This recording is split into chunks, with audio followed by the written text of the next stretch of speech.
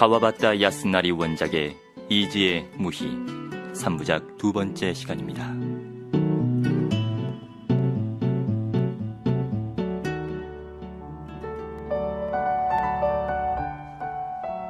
지난 이야기. 고등학교 1학년인 나는 홀로 여행을 떠났다가 우연히 유랑극단 일행을 만난다. 소녀 무희에게 호기심과 정을 느낀 나는 그들과 함께 여행을 하기로 한다.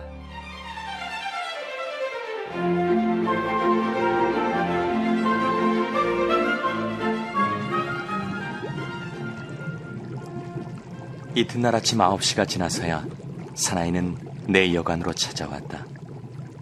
나는 그와 함께 탕으로 들어갔다. 어젯밤의 괴로움이 꿈결처럼 느껴졌다. 어젯밤에는 꽤 늦도록까지 떠들썩하더군요. 아니, 들으셨습니까? 이 고장 사람들이었어요. 이곳 촌사람들은 떠들기만 했지 재미라고는 하나도 없죠. 그가 너무도 대수롭지 않은 모습이어서 나는 말문이 막히고 말았다. 저쪽 탕에 그놈들이 와 있어요. 저거 보세요. 이쪽을 알아차렸는지 웃고 있군요. 그가 가리키는 쪽을 보았다. 김이 오르는 속에 7, 8명의 알몸뚱이가 희미하게 떠 있었다. 어두침침한 욕실 한쪽에서 갑자기 알몸뚱이의 여자가 뛰쳐나오는가 싶더니 개울가로 뛰어내릴 듯한 모습으로 다리장 끝에 섰다. 그리고 두 손을 활짝 펼치며 무언가 큰 소리로 외쳤다. 안녕하세요. 소녀 무희였다. 수건도 두르지 않은 알몸이었다. 어린 오동나무처럼 미끈하게 뻗은 다리에 하얀 알몸을 바라보며 나는 맑은 샘물을 상상하다가 깊은 한숨을 내뱉으며 킬킬거리고 웃었다. 아직 어린애구나. 우리를 보는 순간 기쁜 마음에 알몸으로 뛰쳐나 발끝을 세우며 발돋움을 할 정도로 아직 어린애구나. 머리를 말끔히 씻어낸 것처럼 개운해졌다. 소녀 무희의 머리숱이 너무도 탐스러웠기 때문에 17, 18부로 보였던 것이다. 게다가 전혀 티가 나게 옷을 입힌 탓으로 나는 엉뚱한 생각을 하게 되었던 것이다.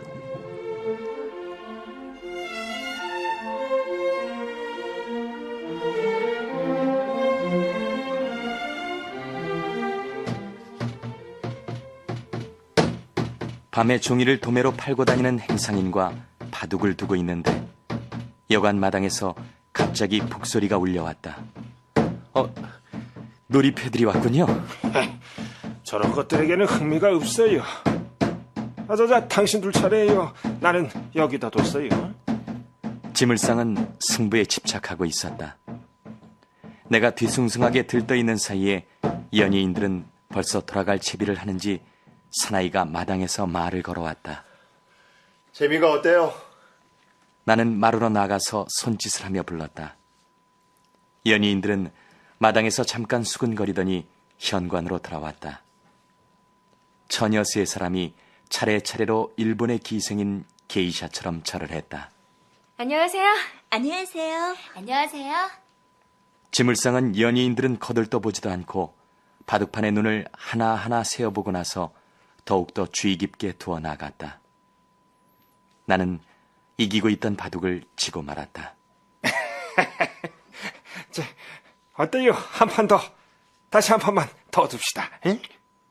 내가 아무 뜻도 없이 웃기만 하니까 지물상은 단념하고 일어섰다.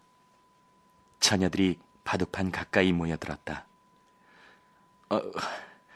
오늘 밤은 또 어디로 가는 겁니까?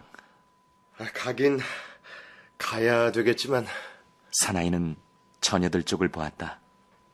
어떡할까? 돌아다녀봤자 손님도 없을 텐데 오늘 밤은 그만두기로 하고 놀기나 할까?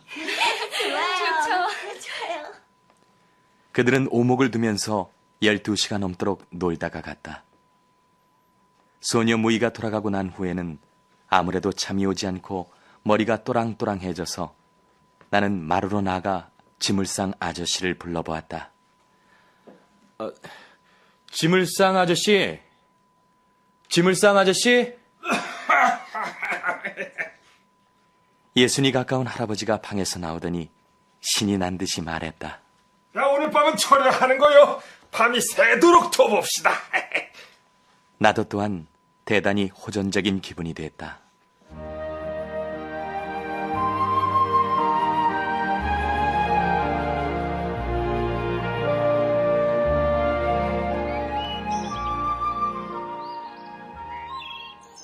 그 다음날 아침 8시가 유관호를 떠나기로 한 약속 시간이었다. 나는 큰 길 옆에 있는 여인숙으로 갔다. 연예인들은 아직도 잠자리에 누워 있었다. 나는 당황해서 마루에 우뚝 서 있었다. 이거 이런. 내 발치에 있는 자리에서 소녀 무희가 새빨개진 얼굴을 두 손으로 가리고 말았다. 어젯밤에 짙은 화장기가 아직 남아 있었다. 이 정서적인 잠자는 모습이 내 가슴을 물들게 했다.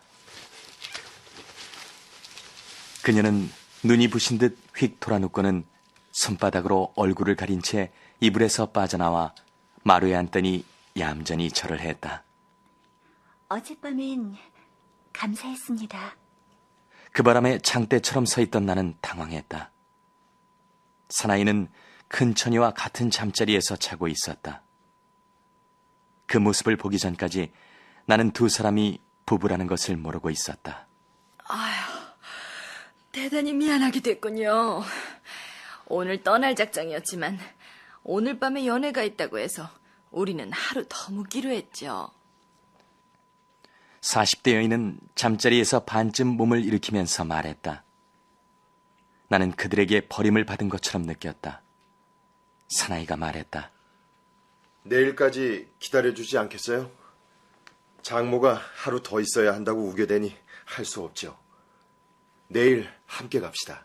예, 모처럼 일행이 돼주셨는데 우리 고집만 내세워서 미안합니다만 내일 모레가 여행길에서 죽은 아기의 49일째 되는 날인데 49제만은 시모다에서 해주겠다고 생각을 해왔기 때문에 무슨 일이 있어도 내일은 떠날 겁니다. 이런 말을 해서 실례가 되겠지만 이것도 이상한 인연이 아니겠어요? 그러니 내일 모레 그 애를 위해 잠깐이나마 명복을 빌어주세요. 나는 출발을 연기하기로 하고 아래층으로 내려왔다. 사나이가 산책하러 가자고 했다. 큰 길을 따라 남쪽으로 조금 가니 깨끗한 다리가 있었다. 다리 난간에 기대어 그는 또다시 신상에 관한 얘기를 시작했다. 전 도쿄에서 신파 배우들 모임에 얼마 동안 몸담고 있었죠. 지금도 오시마 항구에서 가끔 연극을 한답니다.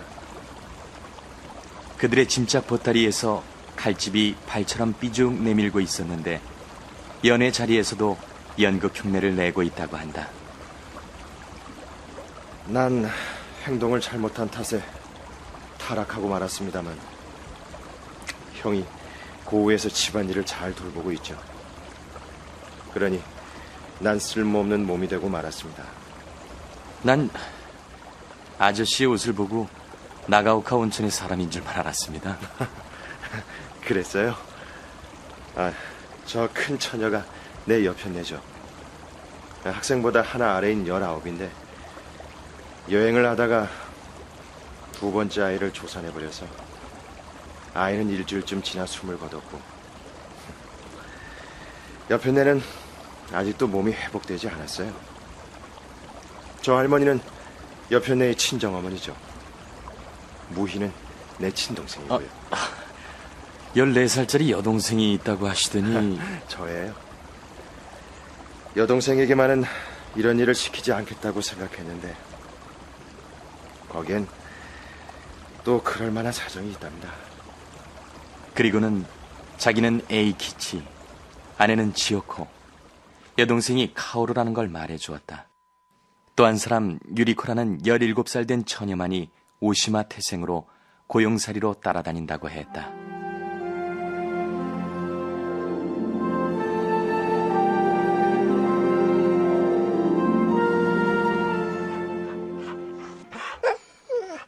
돌아왔을 때 얼굴에 분을 씻어낸 소녀 무희가 길바닥에 웅크리고 앉아서 개의 머리를 쓰다듬고 있었다. 나는 여관으로 돌아가면서 말했다. 놀러 와요. 네. 하지만 혼자선. 그럼 오빠하고. 얼마 후에 에이키치가 내 여관으로 찾아왔다. 다른 사람은? 여자들은 장모의 단속이 심해서. 그러나 둘이 오목을 두고 있으려니까 여자들이 왔다. 1시간쯤 놀고 난 연예인들은 이 여관의 옥내탕으로 갔다. 나는 탕에 가지 않고 소녀 무희와 오목을 두었다. 그녀는 이상하게도 잘 두었다. 그녀는 점점 몰두하기 시작해서 나중에는 바둑판 위를 덮치듯 구부리고 보았다. 부자연하리만큼 아름다운 까만 머리칼이 내 가슴에 닿을 것 같았다. 미안해요. 야단 맞겠어요. 그녀는 갑자기 얼굴이 빨개지더니 바둑돌을 놓고 뛰쳐나갔다. 공동탕 앞에 어머니가 서 있었던 것이다.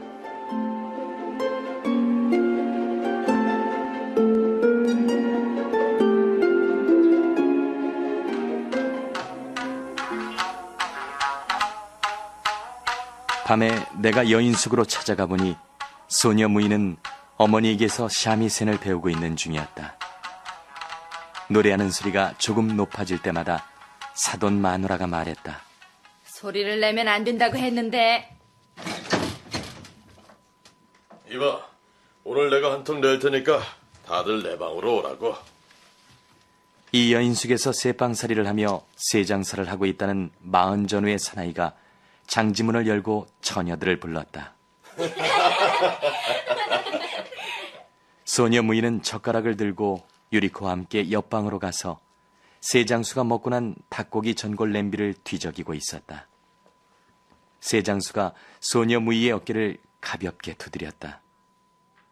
어머니가 험상궂은 표정을 지었다. 이봐, 얘 건드리지 말라고. 아직 수천이란 말이야. 아저씨, 이 책 좀 읽어주세요. 미도코몽 만육이라는 책이에요. 그러나 세장수는 금세 일어나 돌아갔다. 나는 하나의 기대감을 가지고 얘기책을 집어들었다. 그러자 생각한 대로 소녀 무희가 바싹 다가왔다. 내가 읽기 시작하자 그녀는 내 어깨에 닿을 정도로 얼굴을 가까이 대고 진지한 표정으로 눈도 깜빡이지 않고 내 얼굴을 바라보고 있었다. 이 모습은 책 읽는 소리를 들을 때의 그녀의 버릇인 것 같았다. 이 아름답게 반짝이는 새까맣고 커다란 눈은 소녀의 가장 아름다운 부분이다. 쌍꺼풀의 선이 말할 수 없이 예쁘다. 그녀는 꽃처럼 탐스럽게 웃었다. 계세요? 얼마 후 요리집 하녀가 소녀 무희를 데리러 왔다. 변성기니까 절대로 노래를 부르면 안 돼. 사돈 마누라가 말하자 그녀는 북을 들면서 가볍게 고개를 끄덕였다. 소녀 무희는 요리집 2층에 얌전히 앉아서 북을 치고 있었다. 그 뒷모습이 옆방에 앉아있는 것처럼 보였다. 북소리는 나를 마음속으로 명랑하게 춤을 추게 만들었다. 지오코와 유리코도 같은 연애 장소로 불려갔다. 1시간쯤 지나서 4명이 함께 돌아왔다. 이것뿐이에요. 소녀 무희는 움켜쥐었던 주먹에서 50전짜리 은화를 사돈 마누라 손바닥에 떨어뜨렸다. 그들은 또 여행길에서 죽은 아이에 관한 얘기를 했다. 맑은 물처럼 깨끗하게 비쳐 보이는 아이를 낳았어요. 아이는 울만한 힘도 없어 보였어요. 그래도 일주일간이나 숨을 쉬었죠. 호기심도 없고 경멸하는 마음도 갖지 않은 그들이 떠돌이 연예인 따위의 인간들이라는 것을 잊어버린 듯한 나의 평범한 호의가 그들의 가슴으로 스며드는 것 같았다. 나는 어느 사이엔가 오시마에 있는 그들의 집까지 함께 가기로 되어 있었다. 할아버지가 있는 집이 좋을 거야. 거기라면 넓고 언제까지라도 있을 수 있고 공부도 할 수 있고.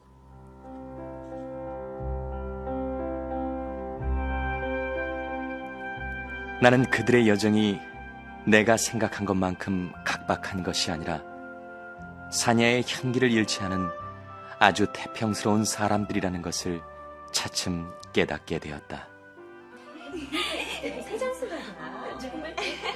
그들은 고륙이며 형제들인 만큼 각자가 제각기 육친다운 애정으로 끈끈하게 얽혀 있다는 것도 느낄 수 있었다.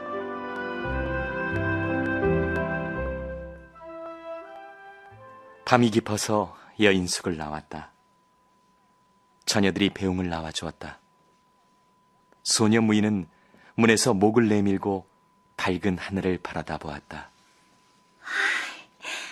달님, 내일은 시모다로 가게 돼서 정말 기뻐요. 아기의 49절 지내고 어머니가 빚을 사주시고 그 밖에도 많은 여러 가지 일이 있을 거예요. 활동사진에 데려가 주세요.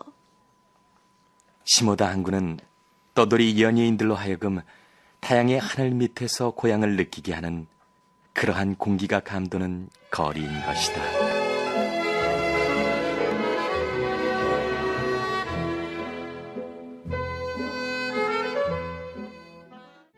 가와바타 야스나리 원작의 이지의 무희 2부를 마칩니다.